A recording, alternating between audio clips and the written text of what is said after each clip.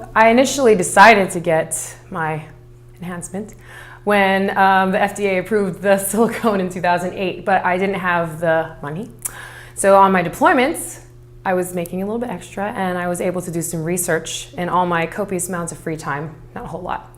But I'm very particular about what I wanted, and so I had been searching actually for a couple of years at that point. I wasn't even sure if I was going to do it in Florida, because while I was in Iraq, I had to get a job, and I was laid off while I was gone, so I was unsure. It was either Virginia or Florida.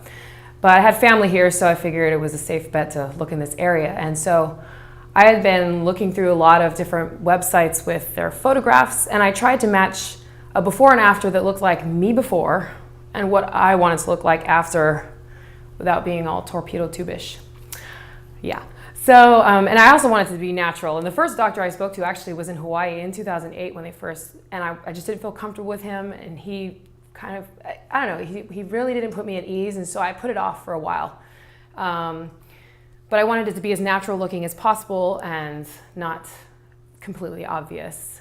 And so I was really interested in a result that was going to be as little enhanced as possible. So I had stumbled on his website online in Iraq, and so I ended up emailing the nurses and asked them if they would be willing to do a consult by email initially to see. So I had to go into my little tiny room and find one of the two other females there to help me take a picture with my cell phone and sneak it into the computer and upload it so that nobody else could find it, and then send it out and email it in and see if I was going to be able to get a spot in. So once I heard back from the nurses, they were very, very helpful. They gave me feedback on the photographs I sent, and Dr. Mobley was able to tell me that he felt really confident he'd be able to achieve the look that I was getting, that I was hoping to get. So then it was just up to me getting back to the country, and it was probably about 4 months, well, 3 or 4 months before I actually got to the doctor's office, because it was still on my deployment and I had to get back.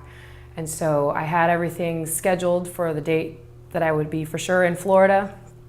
And my first visit to the office was, I think, about a week before I had my actual surgery, where I met Dr. Mobley and we tried out all the different sizes because we had to figure out what fit and size. And we went with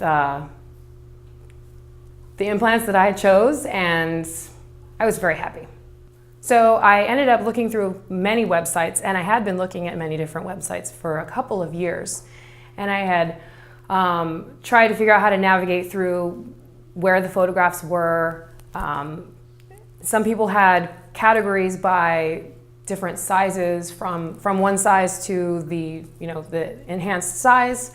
Some people did it by body weight, age, etc. And so I basically was looking for someone who had photographs that were described well and categorized easily so that you can go find what you were looking for. And I was able to go on to, I don't really think I went to his site initially by name. It was that I think I found the photographs on his site to be the most helpful. And because I was able to navigate through and find the results that looked like what I wanted, and then he also had been certified and proficient with the silicone implants, is what I ended up getting. I wanted to find a doctor that had done a lot of silicone implants, that the results looked natural and fake porn star Hollywood.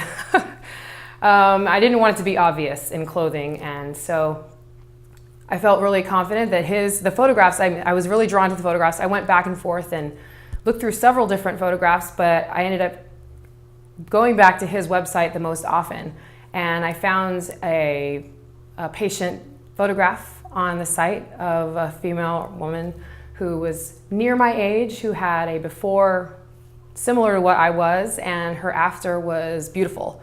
And so I kind of, I was very worried about that, actually. I think that was the biggest thing that paused on my, is that from everything I read, was that you just enhance what's already there. The shape that you have is what you end up just making a bigger shape of what shape you have already.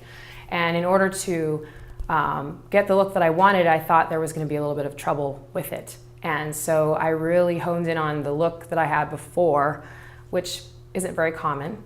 And then the result after. There had been several other sites that had women who had a before look that I had, but their after look was, I don't know, I didn't like it. I'm not sure if they liked it. I didn't want to look like that. So yeah, it was the photographs, and then all of his credentials and education and experience was very helpful. I looked up all the different certifications and boards that he was a part of, and I was impressed with all of it. Perfect. Talk about the consultation, the first time you met him, how you got sized. Talk about that initial consultation, and then we'll talk about the surgery. Okay.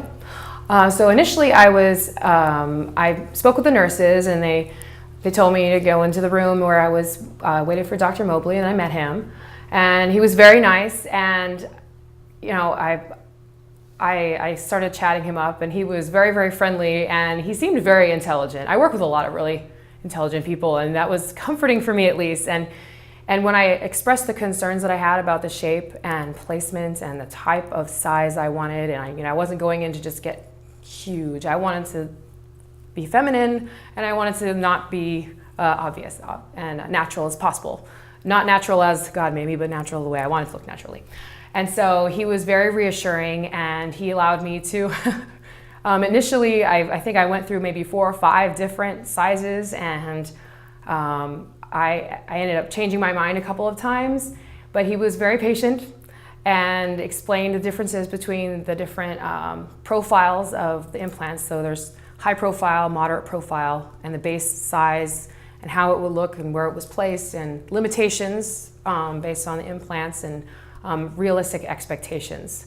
So we went through, I think 3 or 4 different sizes, and I settled on the moderate profile because I didn't want to get the real high, straight out look. And he actually told me he was worried that I might look a little matronly, and I was like, well, I kind of just want it to be as natural as I can be. And so he said that he had to have the choice, what I had chosen initially for the size, and then a backup. So I had to choose a secondary in case that, on the day of surgery, that when he went in and was, unable to fit in what I had asked for, he had a backup because the silicone come pre-filled.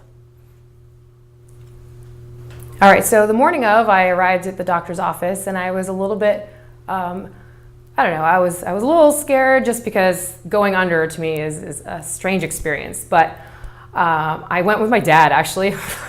He took me and he dropped me off. I'm sure he wanted to go tell his friends about that. But he was in there with me, and I got to the nurses, and they were very, very nice. And it was very comfortable. I mean, it was an office. It wasn't like a sterile hospital that was just like unfriendly, and it was cozy and warm, and they were all very, very nice. And I went in, I changed into my robe, and the nurse prepped me for the surgery. And to be honest, I don't even remember going under. So that's good. It's a good thing. When I woke up, my dad was there with me, and I was told Dr. Mobley was there as well. He said that everything had gone well, and he was able to use the implants that I had initially chosen. He didn't have to use a backup, and so he said it was successful, and I was sent on my way home. I slept really well that night with, painkillers. Okay. So I had actually compared notes with a couple of girlfriends of mine who had gone through surgeries before me, and they had some troublesome recoveries. Being in the military, which I was at the time, we have to be able to work out, and I kind of did this little incognito and relied on everyone's bad memory so they wouldn't notice. So I really was interested in recovering fast, and my placement was beneath the muscle as well. So my recovery was going to be a little bit longer than if I had gone above, but I'm happy that I chose that for sure. So the week of my recovery, I know there was a little bit of discomfort, but it really wasn't bad. It wasn't nearly as bad as I expected, and I've never had a major surgery before, so I can't compare. But I've had injuries before that have been very painful. In fact, I think the dentist is worse. I had my wisdom teeth removed, and that was more traumatic. So I think I watched some videos about the surgery when I had first done my research 2 years prior to it, and I decided after being completely freaked out that I wasn't going to do that. And I was happy. I think some ignorance is bliss. I'm glad I wasn't awake for it. And my recovery was actually very smooth. After the first week, I was able to go back to work, and the swelling had gone down for the most part. I went in for a follow-up checkup to make sure everything was going well. I had some stitches removed, and everything had been progressing really. I was healing well, and I was healthy. I never got sick. The only thing I really noticed is when I was opening doors, it felt weird. Like that was the only thing that was just like, it was creepy. I was like, oh my gosh, this is so strange, something weird. But other than that, I do actually do a lot of CrossFit, and I was able to get right back into my CrossFit routine. Now I think I kind of treated some of my upper body workout with kid gloves, but I was back into normal working out within about 3 weeks because I was comfortable, and I became extremely comfortable after 4 weeks, and then back to complete normal by 6 weeks. So, and then I was saying I had compared notes with a couple girlfriends I had known who'd done it as well, and they had not nearly as a successful recovery, and they were very shocked that I was able to get back to the routine that I had. And one in particular had the same procedure that I had gotten, and she had the same type of implants, and her recovery time was about 2 or 3 times as long as mine. And she wasn't as happy, and I think she remembered telling me she'd wish she had gone to Dr. Mobley, and I was like, well, hey, you know, if you have to do anything again, I'll tell you where he's at. So I'm a huge advertiser, by the way. My mom was like, you shouldn't tell everyone that you get this. But I've told some people who have been interested, and I've really heavily been recommending because I may not have emphasized this as much before, but I research a lot. I mean, I do for work as well, but I had looked a long time and had, when I was able to be comfortable with Dr. Mobley, with his approach and his results, that was huge for me. And I think I researched every single different procedure, and under muscle, above the muscle, what kind of implants, where the placement, where the incision was, and had thoroughly done my homework, and I would do it all again, same way. Okay, so as far as being happy about this, I have not regretted it for 1 minute, and I don't wish I had gone bigger, I don't wish I had gone smaller. I think I was able to pick the perfect for me, and the reasons for my decision weren't necessarily that I felt like I was, you know, too small or anything, but I had been so self-conscious being, I'm a fairly tall girl, and I was athletic in high school, and I never, you know, girls are, you know, interested in these things, you know, when you're little and your friends all get to get their first bras, and I was like, Mom, I think I'm ready. She's like, no, you're not. It took several years. And so finally I was like, this is it. And being a larger, I feel like I'm not petite and small. I had always been self-conscious about the fact that I had very small breasts. And actually this small was not as worrisome to me as the shape. And that was primarily the reason why I chose Dr. Mobley, is because I was concerned about the actual shape of my breasts. And I, at the time, I worked for Victoria's Secret for a couple of years, and I couldn't fit into any of their bras. They didn't make it in my size. They just skipped right over. They basically assumed if you were a 38A, well, there's no such thing. They don't sell it. And so I actually had to go to get bras like in European countries. Their sizing is a little bit different, and it was a pain, and I hated it because I was never able to find anything that was cute like everyone else got. And so, and yes, it's superficial, and I kind of justified it. I was like, well, you can work out, you can diet, you can exercise, and you can tone this, and you can lose weight here, but you just can't make yourself grow.